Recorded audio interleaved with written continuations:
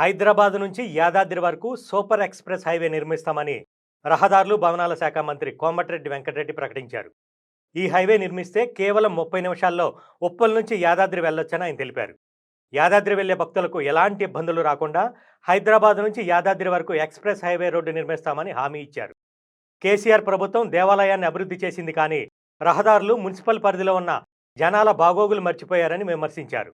యాదగిరిగుట్ట మండల పరిషత్ కార్యాలయంలో గురువారం ఏర్పాటు చేసిన ఎంపీపీ, ఎంపీటీసీల ఆత్మీయ వీడ్కోలు సన్మాన కార్యక్రమానికి మంత్రి కోమటిరెడ్డి వెంకటరెడ్డి, ఎంపీ చామల కిరణ్ కుమార్ రెడ్డి, ఎమ్మెల్యే బీర్ల ఐలయ్య హాజరయ్యారు. ఈ సందర్భంగా మాట్లాడిన ఆయన యాదగిరిగుట్టను ప్రపంచ పటంలో ఉంచే విధంగా భక్తులకు సౌకర్యాలతో పాటు 5 స్టార్ హోటల్స్ లాంటి అతిపెద్ద భారీ ప్రాజెక్టులను తీసుకొచ్చే విధంగా కృషి చేస్తామని తెలిపారు. ఇందుకు తగ్గట్టుగానే యాదగిరిగుట్టకు వచ్చే రహదారులను విస్తరించడం, కనెక్టివిటీ రోడ్లను కూడా అభివృద్ధి చేయటం, యాదగిరిగుట్టతో పాటు కొలనపాక జైన్ మందిర్, జీడికల్లు రామాలయం టెంపుల్ను కూడా అభివృద్ధి చేసే విధంగా ప్రణాళికలను సిద్ధం చేస్తామని తెలిపారు. గత సంవత్సర కాలంగా యాదగిరిగుట్ట పరిసర ప్రాంతాల్లో స్తబ్దుగా ఉన్న రియల్ ఎస్టేట్ మార్కెట్ మంత్రి పర్యటన తర్వాత ఊపందుకుంది.